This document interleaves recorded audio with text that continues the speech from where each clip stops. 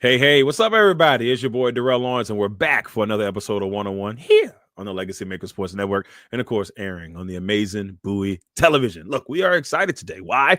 Because we're here at episode 177. We have 2 episodes left here, including this one. So this one and then next week here in our interview series. We got a special one for you next week, but this one this week is very special because I got my guy, Korrey Mann, host of The Grind on SIRTOBA Media, joining us today. We're going to talk some wrestling. Oh, yeah, we definitely going to talk some wrestling today, but mostly we're going to talk about how he got to this point in his life, how he got to where he is in his media career. We're going to talk about legacy. Then we're going to have a little quick one session for him to see where his mind is on some certain things. But we're very excited to have Korrey with us today. So join us now. Episode 177 of 101 begins now. One.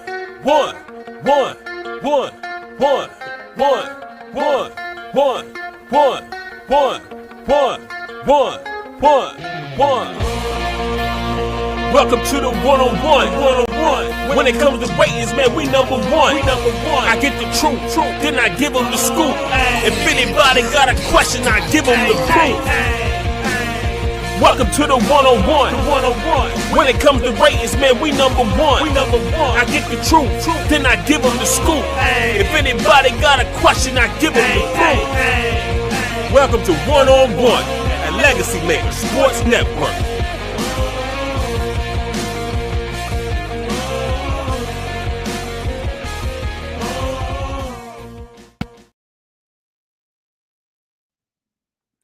Hey, what's up, everybody? Welcome, episode 77 of 101 here on the Legacy Maker Sports Network, and of course, airing on the amazing Bowie Television. We are here for episode 177, and of course, with me today, ladies and gentlemen, I'm ecstatic because I got one of my guys on this episode. I've known this man for 10 years now, and it's so crazy because it don't even seem like 10 years, but I've known this gentleman for 10 years.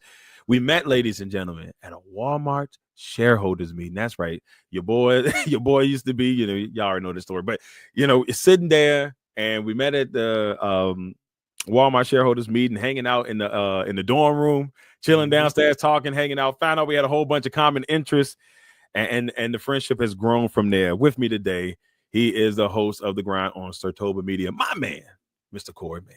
Korrey, what's up, brother? Hey, Darrell. Hey, man, I really appreciate the opportunity to be here on 101. I'm excited to be here and talk about some wrestling with you. It's been a while. Yeah, just a little bit. Yeah, I'm ready to get things going, man. I appreciate the opportunity to be here. Well, glad to have you, brother. And, we all start. We start every 101 with the most important thing, and that is the check-in.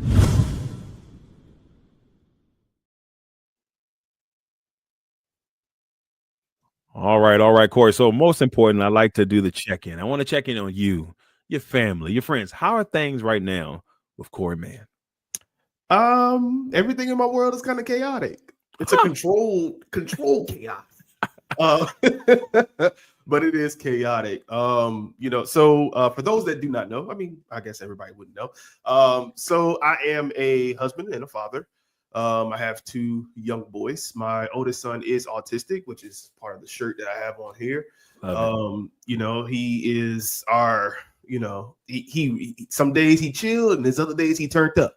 And then my youngest one is our professional creative yapper.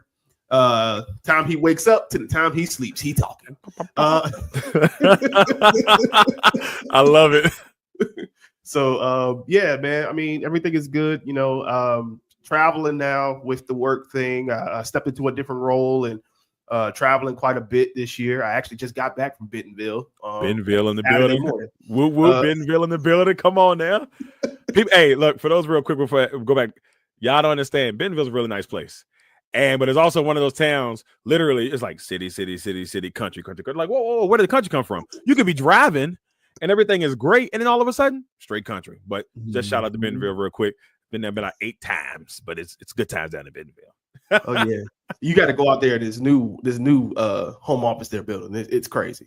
It's literally like a complex, like a city within a city. It's insane. Last time I went out there, I saw the land. I saw the land the last time I went out there because it was like they're building a new headquarters. I remember they were driving me up that way, and it was like they're building the new headquarters right there, and that was probably about 7-8 years ago. And he was like, look, they're building it right here. I said, oh, that's gonna be nice, man. And so Doug, whenever, it's been a while, let's talk. If you need a throwback, rollback commercial, talk to you, boy. We in there. Oh, yeah, for sure. I rub the elbows with the execs. I got a few people I could probably lock in on. Yeah, there you go. Appreciate that. I still got to have a little pull down there, right? Just a little bit. I made y'all some money. You know what I'm saying? I made y'all a little money. I mean, it was 10 years ago, but that's cool too. No bigger, but I'm glad, dude. I'm glad everything is working out. Things are going well for you and your family, man. And that's awesome. Show the love. Show the shirt one more time. Oh yeah, man. I love someone with autism. So awesome. Yeah, man. That's awesome. So I do have one of those yappers too. Those competitive yappers. That's the middle child. She can go. Maybe she got it from her daddy, so I can't even be upset about it. All right, bro. Let's go ahead and get into it a little bit. I want to know from you, where did your passion, and it's a two-parter here because of your Wrestling Alliance, but give me the moments when you were 7, 8, 9-year-old, maybe even 4, 5, 6-year-old Korrey, that you fell in love with sports and then you fell in love with wrestling. Where did that passion come from, brother? As it pertained to sports, it was basketball. Growing up, like I watched I forgot the finals. I want to say it was the Lakers when they were on their three-peat. So it was either Lakers, Nets, Lakers. Who else did they play in that time frame? That's a good one. Oh man, I think they played the Nets twice. They played the Pacers. The Pacers, the Pacers, and I think they did play Detroit, but they lost to Detroit. And you got me wondering now. Shoot, I think look it up. I had to look it up, but it was definitely the Pacers and the Nets. So I know it was those two teams. Definitely, and like my favorite player at the time was Shaq. Shaq was just dominant, man. Like, don't go down there. And when once he got the ball in the post, just everybody clear out. Like you knew what time it was. He was either yamming it into next week, right? Or I think what Shaq didn't get a lot of credit for is his ability to drop step, hook shots, etc. Like he really looked at a lot of Hakeem and whatnot growing up. So, and I believe that he said that was his favorite player. So, Shaq really kind of drew me into the NBA. So I was kind of like a LA Lakers fan. My pops was an LA Lakers fan, so I kind of got dragged into that. But basketball was my love. Like growing up, all day long, I used to stay on the street where there was another family across the street. Mm-hmm. And they had multiple kids. Of course, my mom had her goon squad there, and we used to be outside all day. Saturday morning, hit them cartoons, had your break. Well, first of all, if you had to clean up, that was the first thing. You hear that music? You're not getting out the house. You're not getting out the house till you clean up. Hey man, you wake up 6, 7 o'clock in the morning on Saturday mornings, you hear that music playing, blasting through the house. That means go ahead, get your life together because you're gonna be cleaning. Yep. But I used to stay outside all day playing ball. Then I ended up playing basketball for the school I was at the time, the elementary school I was at the time. And I was really, really good starting out. And I think it was more so because I was taller than everybody. I need to find a doctor that lied to me that said that I was growing at such a fast rate I was going to be 6'4". I really need to find. Oh man, why they do you like that? Somebody put out an APB on this man. Where is he? But yeah, man. So that's how I kind of just fell in love with basketball. And honestly, it's the same way I fell out of love with basketball. Some things took place, and it was kind of taken away from me. And that's when I started to kind of slide my way over to football. And Michael Vick. I mean, come on, man. Vic, baby. VA representative all day, 757. Come on now. Come on, man. Electric. I mean, just you never knew what he was going to do. And my favorite color was red. So it was easy to drift right on over to those Atlanta Falcons. It's like, yeah, I like that team. And they do got some red in there. And I do like Michael Vick in my squad. Like NBA wise, though, my official favorite player of all time is Dwayne Wade. Yeah, there we go. Let's get it. Yeah, man. You're going down the Heat Nation. And it was I mean, he still don't get enough credit, in my opinion, in that draft class for what he did and what 2000 was it 2004, 2006? Yeah, the championship year with the first one was 2006. 2006. Yeah. And he went berserk. I mean, like absolutely put it on Dallas. Couldn't nobody stop him. You know, and I don't think he get enough credit for that and what he has done throughout his career. So yes, I'm a Heat lifer at All this day. current time. All day. Come on now. Heat Nation, let's get it. Wrestling, I have a couple of moments. So one of my favorites of all time is Bret the Hitman Hart. He made Pink look cool. In an era, you know, when they said about Pink and men, and it was just kind of weird, you know, like right. And it was just, you know, he had aura. A lot of people would be like, well, what was it about Bret that, you know, that really puts him into the top 10, top 15 all time and stuff like that? And I'm like, if you want to talk about a pure wrestler, that is the model you want to see. Now, is he the greatest on the mic? No. It's all. It's not miserable. It's absolutely. Yeah. Like he wasn't trash, but like when you got in that ring, man, forget it. Yeah. Forget it. Him and Kane, when Kane debuted against the Undertaker, when he came in, oh my God, that call was amazing. The fire, you never seen anything like that before, right? Massive, just snatched the door off. We know they set that up, but snatched the door. It was crazy. It was a great moment, man. And ever since then, I've been hooked on wrestling. Yeah, it doesn't take long. I think it's crazy because for me, I remember watching as a kid, but the one moment that I remember was I went to my cousin's house and we watched WrestleMania 6.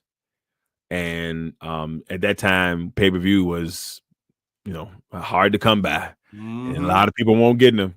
And my cousin had the big satellite dishes, like the big Jenks. They had one of those in their yard. And they used to get, like, I don't know who put that sucker out there, but they had one in the yard, and that's where they used to have that type of cable. So I remember the first pay-per-view, went over there and watched that, and it was Hogan and Warrior. And I was a really good, I was a huge Warrior fan in the beginning. As an adult, that has changed, but as a kid, the colors, all that stuff, like I was hooked. And then he slowly kind of went away, as we know now. And so, but yeah, he was my guy in the beginning. That's what made me fall in love with wrestling. And from that point on, done. I was like 6. We there. That's cool, man. And I remember like it was yesterday. I don't remember a lot of the matches until I went back and watched it a couple years ago. But I do remember watching the Hogan and Warrior match. I think the best part of that before we move on was right at the beginning, they had Rick the Model Martel taking on Coco Beware. And the booze that Rick the Model got when I first watched it for the first time in a while, I got the chills. I was like, the booze were crazy. I said, they hate this man, but that's the definition of a good heel. But yeah, that's what made me fall in love. I was deep in there then.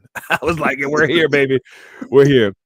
Now, Korrey, I want to talk to you about your journey to get to this point in your media career so far. What gave you the itch to say, hey man, I want to talk wrestling. I want to talk sports, whatever in that aspect. But what gave you, that? Like, tell us how you got when you started until where you are now. Okay. So I'm relatively young in the media scene of things. I started off about 2021, if I remember correctly, 2021, around there. It was during the COVID era. I do know that. I want to say it was 2021. And that was when like the NXT Black and Gold brand was going berserk. Crazy. I mean, like berserk. And I honestly not necessarily had fallen out of love with wrestling, but I wasn't really a fan of WWE at that time. Right. It absolutely sucked. Trash. It was trash. You can say it. It's okay. It was terrible. Yes, dumpster. Like if I can go grab one, I'll bring it in here right now. It was bad. I need to get that patent. Yeah, man. So like when I started watching NXT and I heard Triple H was running it, I was like, well, let me, kind of check this out because I was already into New Japan. I was into New Japan heavy. Ospreay, Omega and Okada. Those, oh my God, those matches were so freaking phenomenal, man. Like just you know, the Gorillas of Destiny, all that, like it was amazing at that point. But once I learned about NXT, I was like, well, let me check this out, right? So one of my favorite wrestlers of all time who doesn't get the respect that he deserves, and I'm going to give you an exclusive right here on One-on-One that he is going to be on this bad booking series that I'm working on for the blind, and it is that gentleman. Let me get it right up there, over here. Over here, okay. This guy right here. So I have a signed poster by none other than the Demon Finn Balor. Oh my God, the disrespect. Finn Balor brought me fully back into wrestling, and I did not realize how connected to the creative side I was. I was enamored from the start. I watched that first match. It was him and Hideo Itami, the tag team. And I can't remember those guys' name. Why I can't remember their name? It was against a tag team. Oh my God! Oh, shoot, I'm gonna look it up. But it's not FTR. We can say no, it was it's definitely not FTR. That was before their time. It was the Ascension, and so they were like the dominant tag team on the NXT scene at the time. And when he debuted the Demon, it was a whole different realm of stuff that I hadn't seen before. Now. I had saw like Finn himself on the New Japan stuff when he was doing Prince Devitt, and he was a part of Bullet Club, the original leader of the Bullet Club, by the way. The OG leader, baby. The OG of that, right? And what he was doing as I watched him each week started to expound on that more. And I appreciated how they treated the character of the Demon because it was an attraction. Right, it wasn't something that was just on every single week. Right, which the person whose name I will not say on this here show or any other show, I will not say his name. Ruined once he got to the main roster. But he brought me back into wrestling fully. It was him and his matches with Samoa Joe and Kevin Owens. Kevin Owens, man, don't get enough credit. Sexiest last name in wrestling. Sexiest last name in wrestling. That's what I call him. If I ever meet him, I'm telling him that. I said, you know, you have the sexiest last name in wrestling. I'm sure he would agree. He would have to, right? I mean, you can't deny that. K.O. baby. But then, like that match, and then the Sasha and Bailey match at Takeover. Yes. I had never in my entire life seen a women's match put on so profoundly. It was, I still feel like it is the greatest women's match of all time. That match told a story, pulled on the heartstrings. I mean, you name it, it happened during that match. So those two things is what brought me back into it. It got me into the point where I wanted to do something media-wise. That makes, and you know what's funny about that match? I remember watching it downstairs on my tablet. My wife was watching TV, and I sat on my big chair, and I sat down, and I'm over here screaming. She's like, "I'm trying to watch the show." I'm like, "Oh!" I said, "You should have seen that, man." It was just, I remember it was such a good match, and like you said, they told the story, and Bailey and Sasha killed it. I mean, I was so excited when the second one happened.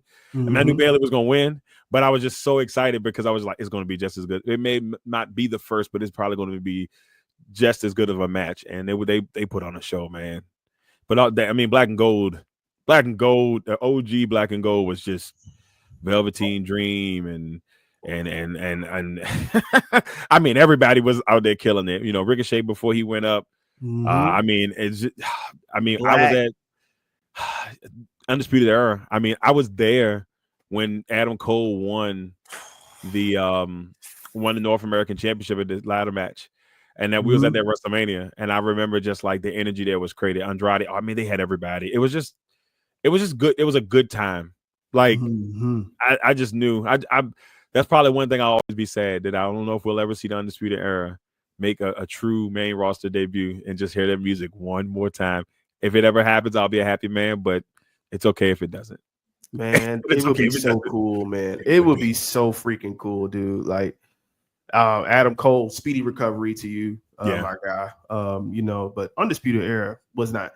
It's just I never understood how we have the easiest layup in history, but because we are just so about ourselves. Oh man, keep it clean here. Man, We're I'm so telling you. about ourselves. We're so selfish that we got to go and change stuff, bro. Just take it. It's on a silver platter. It's right there, and everybody loved him. I just, Mhm. you know, there's a couple that I'm just like, man, they dropped the ball on that, and there's been a couple. For It's sure. been a lot of it was that man we won't speak of on the airways. We won't speak about it. So that's awesome, man. And you know, right now you got the grind going on, and Yeah. that has been amazing. I mean, you guys are killing it over there at SIRTOBA, and I mean, you know, the passion that you bring to it. You got my guy right there in the back, Bray Wyatt. You know, he's a bit. We're both big Bray Wyatt fans. Mhm. You know, give us a little insight on the grind, man, and what people can look forward to when they check you out on the grind. So the grind is actually an acronym, even though I don't spell it out that way. It is an acronym, and it's a reason why I didn't put it that way. But it stands for getting right is never done. And it's actually a motivating thing for me. I actually plan on branching it out, so you may see some different things under this umbrella here soon. Once I get some more time, I'm actually in school, so I'm trying to finish out school. I got about 6 more months left, and then I can focus on this even more. Right. You know, but getting right is never done is a homage to all of the things that I went through growing up. Right. I was not this person that I am right now growing up, and I always used to get looked at as like, hey, you're not built enough, or you not like that. There's some words that are said, and in the last kind of I guess you can say disagreement I had, one of the words that was said was, you know, well, the grind is something you can't run from. You know, you got to be able to, you know, show up, do this and do that, as if I was not showing up. See, that's I don't like stuff like that.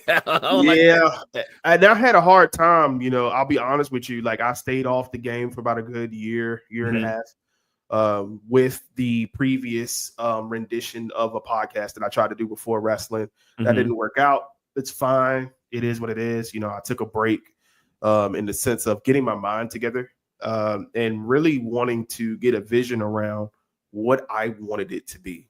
Yeah. And for the first time in my life, to be honest with you, I'm doing something that is for me. Even though I'm sharing it with everybody, this is for me. This is like my therapy in a sense. Now, is there a lot of work to this therapy? Absolutely, right? But it's good work. It's good work. Yeah, it's good work. It's fun work. You can't be that.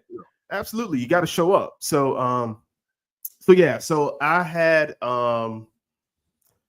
so with the grind, it's all about all things WWE. Now, here and there, I'll hit things like, you know, with New Japan or maybe with AEW or something of that nature. You know, so it's not really just too hands off of wrestling in general. But as far as WWE goes, I feel like there needs to be a bigger scope on what is actually intricately going on. Right. And I feel like I have a perspective to add to that. I see the IWC and people always whining, crying, and complaining, but they don't never want to give any facts behind anything or really get in front of the camera. They just say anything. Yeah, exactly. You know, so it's kind of me just putting myself out there, putting my passion out there, and wanting people to join in on the conversation. Like, come on, let's talk about it. Like, wrestling doesn't have to be so siloed. We can all, you know, enjoy something or say something is trash without, you know, getting chewed out online. Yeah, man, wrestling fans are look, that's like this, and it's all around. But wrestling fans are a different breed at times. Like, hey, you okay? You know, and because you'll say something, they'll be like, "What? I can't believe you said that. So and so's the greatest of all time." I'm like, all right, look. First of all, I didn't say he wasn't. I just said I don't like him. That's your opinion. If you like this person and you think he's great, so be it. I know. You know, always trip me out. If I had told you right now, Korrey, give me your top 5. Your top 5 is gonna be different than most people's, and I bet you, whoever your number 1 is, somebody gonna spit at you and be like, "He ain't that great." That's your opinion. My opinion says this person is one. This is the person that made me fall in love with wrestling. This is the person that did this and that. I would never tell. If you told me the person like if you told me this, I wouldn't be mad. That's your. I'd be like, all right, I wouldn't do that. But hey, that's yours. You know what I'm saying? You can respect somebody's opinion on the top 5 and be okay with it. You know, my top 5 is weird, by the way, but you know, it's just one of those things. I always thought it was funny. Wrestling fans are they're real They funny. fickle. They're passionate. Fickle. They're passionate, but they're weird at times. Oh, they're fickle. They're fickle. I mean, you said your top 5. Well, why don't you share your top 5? I don't think I've heard your top 5 before. Okay. All right, here we go. Top 5. It fluctuates sometimes. So I'll put at 5, I have, and it kind of fluctuates between Mr. Perfect and Razor. I was always big on both of them. Two guys that I thought should have been world champions. And theme song has a lot to do with it, but it's swag. I'm a big, my wrestling love becomes from people who have a lot of swag. And if you got a lot of swag on top of that it just like swag, it's like a combination, swag, music, or were you a great heel or whatever you were you good at it? And so for them, they're my switcheroo for 5. Mm-hmm. At 4, $1 Million Man. Love the $1 Million. Love the $1 Million Man. No, $1 Million Man was such a great heel. Another guy that should have been a world champion on the WWE front. Mm-hmm. Technically, if he tries to, Andre gave me the belt. You know what I'm saying? I was world champion. I acknowledge $1 Million Man. They may not, but I do. So in my heart, you're a one-time world champion. So like I thought he was always great. The vignettes, everything was just beautiful. At number 3, the Macho Man Randy Savage. I mean, nobody cuts a promo. Nobody cuts a promo like Macho Man. Mm-hmm. And the intensity, the love, everything that he did with that is just like, it's magic. He's just one of those guys. He's great in the ring. And it's funny that my love for him grew over the years. The more and more I heard people explain how methodical he was in the ring. When I heard that, when I heard that story about him and Steamboat at WrestleMania 3 and how they had he wrote every move down on the piece of paper and he'd be like 74. All right, 75. Like they knew the timing. Wow. Like when I saw that and I said, he's different. I mean, we knew that, but Macho Man is 3 for me. 2, Shawn Michaels. Shawn Michaels is, even Ric Flair has called Shawn Michaels the greatest in-ring performer of all time. He's another guy that, to me, makes everybody look good in the ring.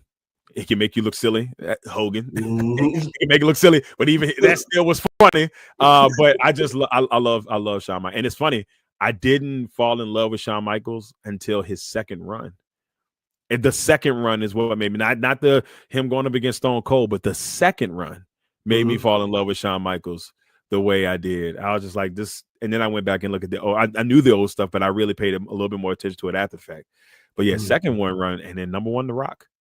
The Rock is the reason why my stability as a wrestling fan has lasted as long as it probably has. I wanted to be him. Like I went to school dressed up like him, name, eyebrow raising, all that stuff, doing, all of it, and the 3 times that I've seen him in the last 2 years, if I ever get a chance to actually speak to him, I'm 40.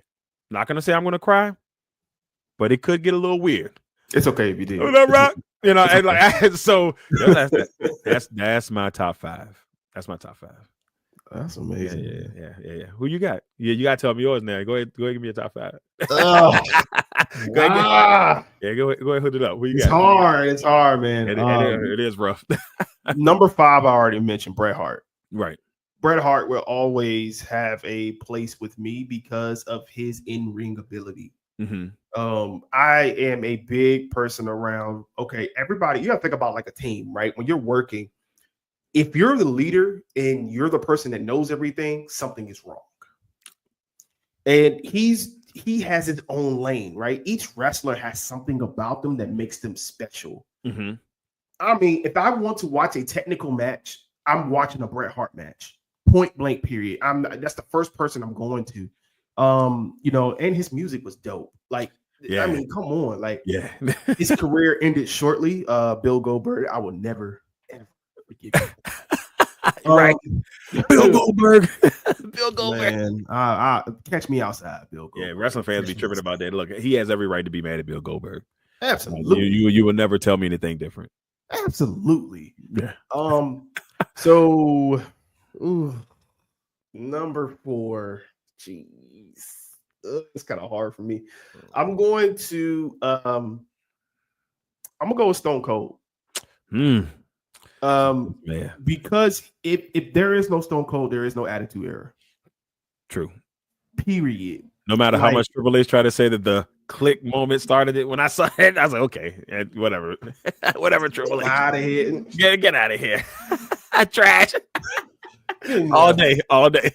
Get in there. Triple H, like I feel like if you take Triple H out of the Attitude Era is still the Attitude Era. True. There's certain people that you can't take out. Stone Cold and The Rock, you can't take them out of that. Can't. You know, like probably not popular opinion, but if you take the Dudleys, Edge and Christian, or the Hardys out of it, there is not that. But that's another conversation for another day. Yeah, that second half of the Attitude Era had a special group of athletes, Man. and they were it. They changed wrestling. A lot of people won't say it, but they did change wrestling because of that style of matches. So yeah, most definitely. So Lord, I lost my track.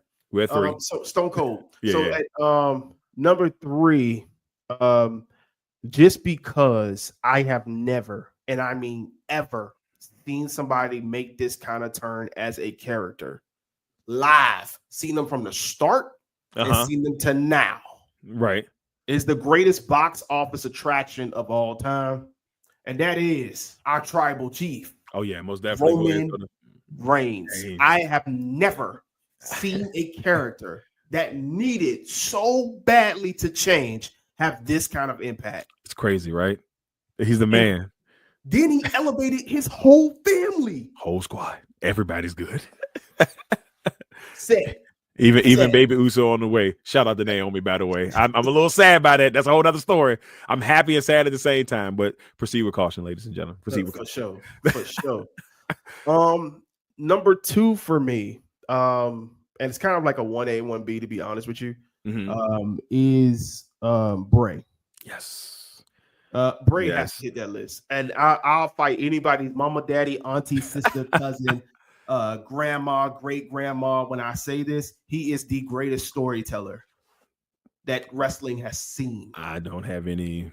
I won't fight you on that. I won't fight you on that. He's in my top 10 though. He's in my top 10. I think he's number 7 on my list. No, he's 8. He's 8 on my list. He's 8 on my list. When you think about somebody that is thoughtful, he knew he was going to have to change his character, and he dropped Easter eggs along the way so he could fall back on it. What type of visionary thinking do you got to have? I mean, just phenomenal. Is he the greatest in-ring person? Early off in his career, he was pretty good, but he started kind of tailing off a little bit. But storytelling wise, if I want to be captivated by somebody, I'm watching something with Bray. He was the only reason why I watched like WWE for a while. Like if I knew he was gonna be on there, I'm like, okay, I'm watching just to see what he says tonight. That's literally he was like a saving grace for so long. Telling you. And my number 1 is Finn. Finn brought me back to wrestling in a point where I was ready to give it up. And his work in New Japan, people don't know a lot about how he trained in Japan after leaving over from Bray County, Wicklow into the British scene over there, and how he developed and evolved himself into this international star, then came over to WWE and seamlessly transitioned into what they had going on. And they screwed him up. They screwed him up bad. I mean, even with the fight, like the Hell in a Cell match between him and Edge, he should have won that feud. I don't care if it's face versus heel and all that bull crap. Yeah. Like, he should have won that feud. But anyways, but Finn Balor is what brought me back. Finn Balor, I still watch to see what Finn Balor is going to do. I'm hoping that one day he actually gets a world championship run. Give him at least a real one. Like, hook this man up. Give him one. Let the demon come back. Talking about the demon is a face character. Man, bro, use it for whatever you need to use it for and become a world champion for a little while. So he's one of those guys that if they ever decide to pull a trigger again, nobody's going to be mad about it. Like if they do it the right way, nobody's going to be mad about it. There's going to be so many people excited that he's back. Once they bring back that's over. And that's the thing. That's the great thing about Finn. He's another person that he's got 2 or 3 backstory characters that if they ever drop the hammer and said we going back to that, people are going to go insane. And just like that, Finn Balor is back to where he was. It's all about what they want it to be. He could do it. He could do it tomorrow. He could do it tomorrow if he wanted to. It's just You see, like the thing that I'm thinking though, Darrell, is that he doesn't even have to be a face. he does it. He can go back to the Prince. They never finished that character when he came back to NXT the second time, and he was known as the Prince. You know, was hitting the guns and stuff like that, right? Yeah. Like he could go back to that character and utilize the demon still in the same way and still have that same type of entrance and stuff. Come on, I need come to go on. to Connecticut. What are we doing, Trip? That's all I got on that. So before we get into quick ones, 2 quick outlooks. First, I want your WWE outlook for the next couple of months. Now, we'll say to the end of the year, since you know the John Cena calendar at this point. But just at the end of the year, how do you kind of see things going on the WWE front? And I also want to get a little insight on your Falcons. What do you see from them on the NFL season? In the WWE scope of things, they recently brought Brock Lesnar back, which I think is going to give them a lot of PR issues. So, especially if they haven't, done their part, their due diligence in clearing him. That's kind of like the issue in the subject matter. Exactly. They said they did.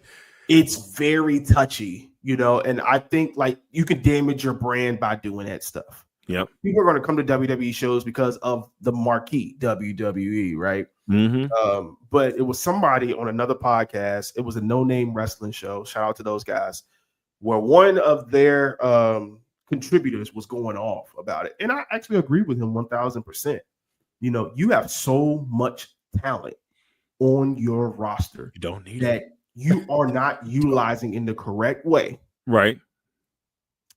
That Brock shouldn't even be a thought at this point. Brock needs to be done. He came up in that era with Cena and Orton and all of them. Orton is still contributing in a great way. Right. CM Punk is still contributing in a great way. John Cena's wrapping his tail end of his career up. Mm-hmm. Why do we need Brock at this point? You got somebody that called Oba Femi in NXT that can take that Brock place. The ruler. The ruler. Towards the end of the year, I see them hopefully starting WrestleMania storylines. Yes. Hopefully. I don't want them to wait until the last minute talking about Royal Rumble and summer and WrestleMania's later in April this year. Like, I don't care about any of that. Like, get it right. Get the stories right. This year was absolute positive trash. Besides maybe 2 matches on that entire card. Yep. Shout out to EO and crew. That was EO, Bianca, and Rhea was y'all killed it. Y'all killed it. Yeah. But I agree with you. They got to figure that out going into this, because I feel like the last couple of years, quote unquote, their plans have gotten ruined because of injury. So hopefully it doesn't happen this year. My heart tells me that Sami Zayn's going to win the Rumble or either the Elimination Chamber. I think that's the route they're going. They planted that seed early. Mm-hmm. And I feel like that could be something that definitely happens between now, or they start to set that up between now and then. But there's so many ways they can go with the Rumble. But I think we get either Punk, if they do it right, it should be Punk, McIntyre, and Seth. Triple threat match for the title at WrestleMania 42. If you want it done right, personally, I think you go that route for the trip. Like, that's your triple threat main event match. They've been rivals for since Punk got back in some form of the fashion. That's the one. I mean, unless you don't want to cap the story yet, then I understood. You keep it rolling and they just continue to hate each other, but you still can have that match. And then I guess on the other end, I guess it depends on whoever they want Cody to face. And I don't even know where that could go personally. Maybe it's Drew, but I think they're about to do that now. So yeah, but Drew deserves a championship. Like, he should have a championship win and actually hold the title for a while. Like, Drew's killing it right now. Drew has been killing it for years. Right. That's what I'm saying. Like, he's been cooking. I'm like, get that man a belt. Let him run with it. I would have rather him had beat Jay and put Goldberg on the shelf. Yes. Versus Gunther again. Yeah. I would have rather him do that, but I don't know they moved him to SmackDown. So it's just like, what are we doing? I think we possibly could see Cody Randy at WrestleMania next year. Yeah. Yeah. Because that's coming. There's no way that they're not going to do that. So it's coming. I definitely see Seth and CM Punk at least. At the minimum. I don't think they're going to give it back to Punk right away. That was a feel-good moment at SummerSlam. They're going to drag this out. Yeah, they're going to drag. And they've been dragging this for a minute, so I'm not surprised. And they should. A good wrestling fan can wait for the payoff. And it's going to be beautiful when it does happen. But here's the So, thing, too. I could see Roman getting involved because Roman hadn't had a world championship in 2 years at that point. yeah, 2 and years at that point. he never got the rematch, if He I'm not never got a mistaken. Never rematch. got the rematch. So I can So see them running that back. it's gonna be interesting. That's why I love her. I guess I will give Tripp credit on. I feel like he's trying his best to like hold some stuff in, because it's harder now with the dirt sheets and everything to kind of get, the surprise element. But he has done a good job here and there of bringing the surprise. I hope, for all of us, that it is done right and correctly going into. I didn't hate the fact that Jay won the Rumble. I give him a shout out for at least giving him a chance at being world champion. Maybe it just the mic skills haven't been micing. So I think it's a little bit on that end for him. I was happy for him, proud of him, and I at least give him a shout out for at least giving him a chance. But there's some guys. You got plenty. There's some guys that if you pull the trigger on them, I think they can handle it and roll with it. The LA Knights of the world. There's people. Man, it's an embarrassment of riches. Yeah, on the really show. Is. So, but yeah, I mean, we'll see. Hopefully, they're forming that WrestleMania picture and have real great storylines. That's all I care about. The wrestlers are going to do their thing in the ring. I'm not worried about them in the slightest. Well, let me take that back.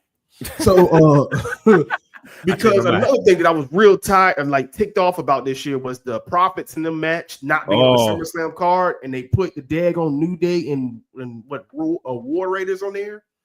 Mm-hmm. Get the matches right. Get the most impactful stuff onto WrestleMania. I don't care about the go home show and all that stuff like that, bro. Give me the most impactful stuff on WrestleMania. But I'll be here talking about wrestling all day. Yeah, you know how we do. We'll get into it, and that's the thing. We probably go a couple hours fussing about how things are, but hopefully they get it right. And before we move to the Falcons, who would you have Cena face in his last match? He's geared to go against Logan Paul at Clash in Paris. Right. He's got Brock at WrestlePalooza. What a stupid name. Damn it, ESPN, what are you doing here? So stupid. Like, I heard that thing. I said they wilding. They lying. Hey, bro, like they knew better, man. They knew better than that match. Anyways, so who do I see him doing in his last match?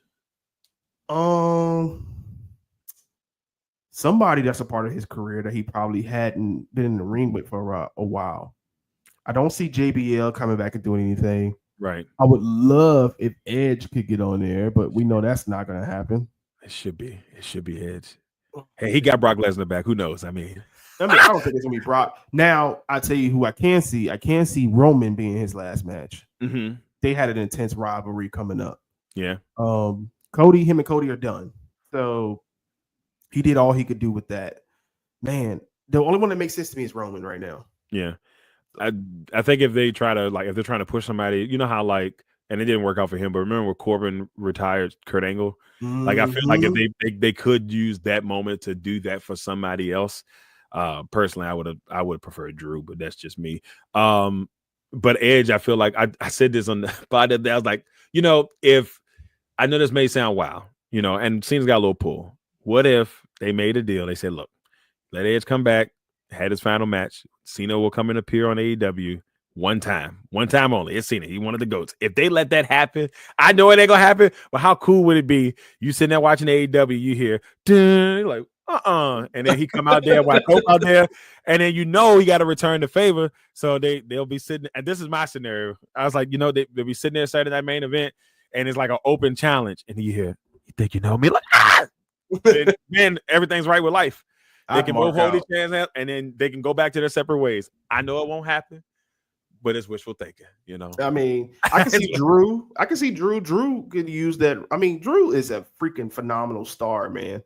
And I definitely think that they should use that moment or moments leading up to it at least to get some new stars established. Agreed.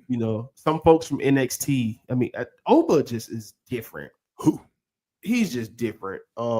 My man, I can name so many people. Trick Willie. Hey, Trick Willie's a fool, bro. He's a fool. He's a straight fool, bro. He is a fool. Yeah, he really fool. In his bag right now. He killing it, and then the OG and all that stuff. So shout out to the OG. But all right, we'll talk wrestling forever. So before we go to quick ones, your quick Falcons outlook. It's playoffs or bust this year. Do I expect us to win the Super Bowl? I do not. We do have some younger players. We kind of screwed ourselves over with this Kirk Cousins deal. We could have went after some great potential free agents this offseason. We could be in the sweepstakes for this Micah Parsons trade because I don't know about this Kyle Pitts thing. So we probably could have packaged him up with a few things. I do think we had a phenomenal draft with Xavier Watts, James Pierce. I feel like they did a great job, and I felt like they did get 2 first-rounders this year. So I'm not upset at the draft this year for Atlanta. The pressure's going to be on Penix. It's going to be on Penix, and it's going to be on their defense. Our O-line is not the greatest, but it's not the worst. Probably about top 10, top 15. So Penix is going to have to show up and get the ball out of his hands. He's going to have to make sure that he gets it into the playmakers. We got plenty. Algier, Bijan, Drake, Darnell Mooney. We have a lot of pieces. You got pieces. We got a lot. I haven't done my stuff yet to figure out who I had winning divisions and stuff. I'm gonna work on that here in the next week or so. But it's hard for me not to like have them in the running. And they got a really good team, and the Bucks it's gonna be between them and the Bucks, obviously. So it'll be truly interesting to see if Penix can take that leap this year. I'm excited for him. I am. I'm excited to see how he is with the full, off season with the first teamers and everything else, and what he can do. He's mature, so I think that'll help out a lot too. Right. He's not like the Anthony Richardsons of the world. So we'll poor see. Anthony Richardson, man. And I'm anticipating this defense. Like our back end has not been terrible, but our pass rush has been horrific for 10 plus years, honestly. Even when we had John Abraham a few years back, like he was the only one showing up on that D-line. I don't really like the fact that we had to get rid of Grady Jarrett. I feel like he was still an integral piece, but we'll see what happens. But if our defense if we get a pass rush this year, y'all gonna be all right. Y'all gonna be all right if you get that pass rush this year. Yeah. And I like I said, I got a chance to see him on Sunday night last year, and I said, that team's gonna be good. They can just keep add a couple pieces. They're gonna be good. Penix showed me some last year on was that Sunday Night Football last year? Mm-hmm. Yeah. I was Commanders. Yeah, and I was there, and I was just like, he's killing it. So I shout out to the Falcons, man. We'll see what they do. Yeah, man. All right, now let's go to quick ones. We've been a little long-winded, but we've been having fun today. So we got 2 more segments left. We're going to start off now with the Korrey Mann edition of Quick Ones.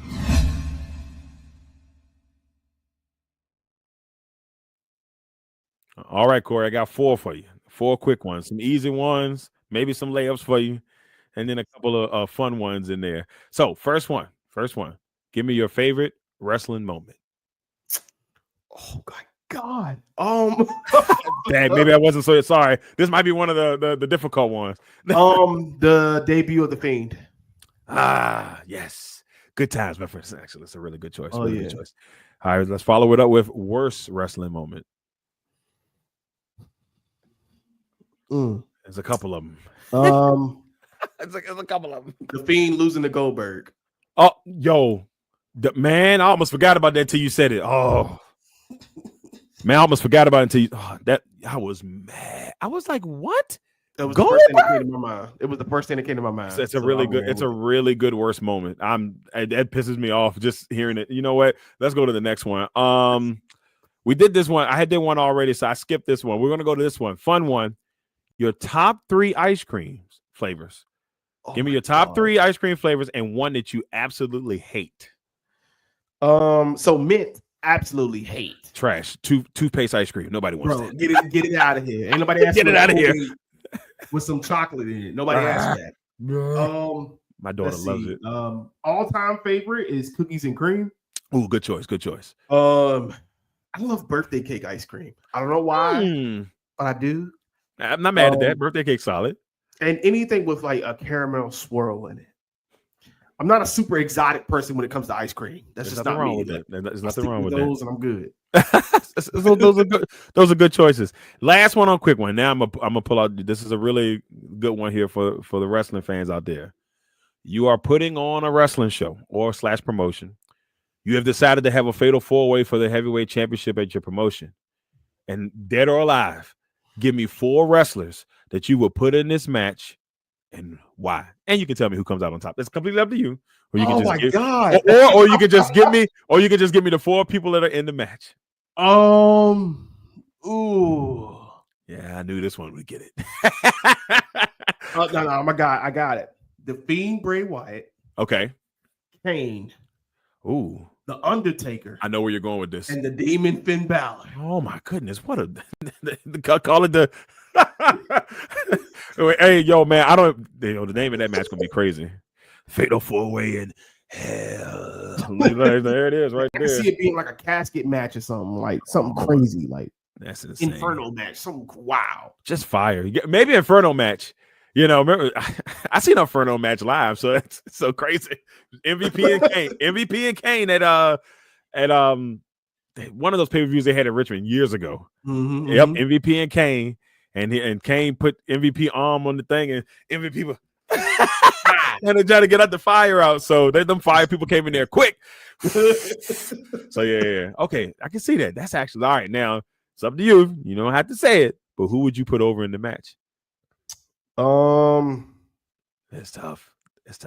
It's very tough. Undertaker has had a great career, so he's not going over. Yeah. Kane, he's not going over. It's got to be between Finn and Bray, and I'm stuck there. Yeah. I personally would put Bray over. That's me personally. I would put Bray over, but speaking of what we talked about earlier, maybe Finn's the right choice. I mean, I could see, but it would make sense in that moment, though, right? It ain't no like bull jive type of loss for the Demon at that point, like we've seen the last couple of times the Demon has been on our TV screens. Oh, man. So, but they never like had that match, and they were planning it between the Demon and the Fiend to rekindle that storyline. They were talking about it, and I never got to see it. So it would be like definitely like a fantasy booking match. Yeah. I probably would have to go with the Fiend. Yeah, and I like that because what you can do is, like, we know Undertaker and Kane are, they're not wrestling but so much anymore, and that could be an extended storyline feud for a long time between the Fiend and the Demon. I like it. Sure. I would definitely be I'd have my popcorn ready, and I would be ready for such an amazing match. There it is, ladies and gentlemen, the Korrey Mann edition of Quick Ones, and now we're going to finish it up with Leave Your Legacy. All right. Look, first of all, we want to thank Korrey for joining us, man. Joining us for episode 177 of One-on-One. And we always end One-on-One with the Leave Your Legacy question. And so, Korrey, I want to know, when you've decided to sit back, I don't like killing people off. People, most when they ask this question is like, well, when you're dead and gone, I'm not killing nobody off. So when you're retired from the game, and you sit back and watch, what do you want people to say about, your show? What do you want people to say about your career in this industry? Exactly what it says in my logo there. Don't run from it, run through it. That every time you watched an episode of The Grind, that I gave you everything I had. And you know how work is. So it's a lot going on with school, being with a neurodivergent child, et cetera, et cetera. Right. Like, I want people to know that, like, this is my passion. This is where I wanted to be. This is what I wanted to do. And that in the moment, I was always thinking about how I can evolve. Right. What's next? How can I stay relevant? Would I like to blow up? Absolutely. So that way I ain't got to work this hard no more. Right. If all I gotta do is cut the camera, all I gotta do is cut the camera all day. Look, put up a couple videos. I'm at the house chilling, playing the game. I got to just throw up a couple of 3-minute videos. I'm good. But a lot of people shy away from that. They're like, well, I do it for the love. I do it for the love too. But I would love of that money. Come on. I want some dough too. Man, I love this. I just want to chill and do this forever. Yeah. I just wanted to transcend time. I want to always be staying ahead of the game and, bring my own aspect to it, hopefully build a community of people and, let it be something that maybe my kids can take on something at one point or whatever. So, yeah. Awesome. I love it. And lastly, any special projects you got going on? And of course, shout out your brand, where you are, where they can find the Grind, all that fun stuff. Yeah. So, first off, thanks for having me on. I definitely appreciate it and the invitation, man. It's been a long time coming. We haven't been able to chop it up in a while, so this is pretty. It's been a while. This has been fun. That's why we went over on time, y'all. But I told you we could have went 3 hours. We were getting deep into it, so low key. But you can find the grind on SIRTOBA Media, SIRTOBA, where the struggle is real to be awesome each and every single day. With the brainchild behind that, Drew Willingham. You can catch the grind every single Saturday, 4 p.m. Eastern. Shout out to him, for the vision and giving me an opportunity to basically be myself, without any parameters. The grind is on many social media platforms. Most of it is the Grind Media 19. Those handles probably will change a little bit because I want to get a little more synonymous. Right. I took this content and made it over something else. So I want to kind of get that cleaned up a little bit to make it easy for everybody to find me. Right. But yeah, I'm on IG. I'm on TikTok. That's mainly where you'll find me, and on YouTube. Awesome. Y'all make sure y'all go check out the grind on SIRTOBA Media with my man Korrey Mann, and of course the brainchild, my man D Willie. Yeah, like I said on Drew's show the other night. Hey, go give him that Willie Bucks. Come on now. I ain't got the graphic because Drew be looking stoic on that $10 bill. But that's besides the point. Y'all make sure y'all check out SIRTOBA Media. Make sure you check out my man Korrey Mann. Before we go, next week, ladies and gentlemen, the interview season finale. I got my man David Aldridge, senior columnist at The Atlantic, joining me to finish the season off. The interview portion. And then after that, ladies and gentlemen, we have week 1 of the NFL power rankings coming at you. But so glad to have DA on to talk about his career.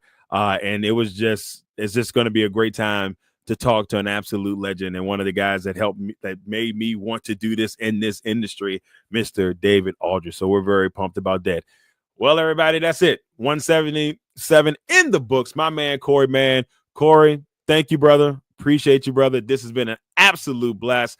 Ladies and gentlemen, we will catch you all next week for episode 178 here on 101 on the Legacy Maker Sports Network, and of course, airing on the amazing Bowie Television.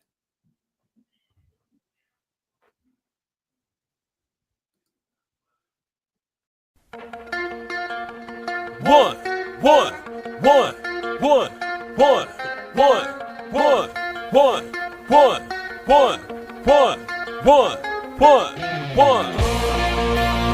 Welcome to the 101. When it comes to ratings, man, we number one. I get the truth, then I give them the scoop.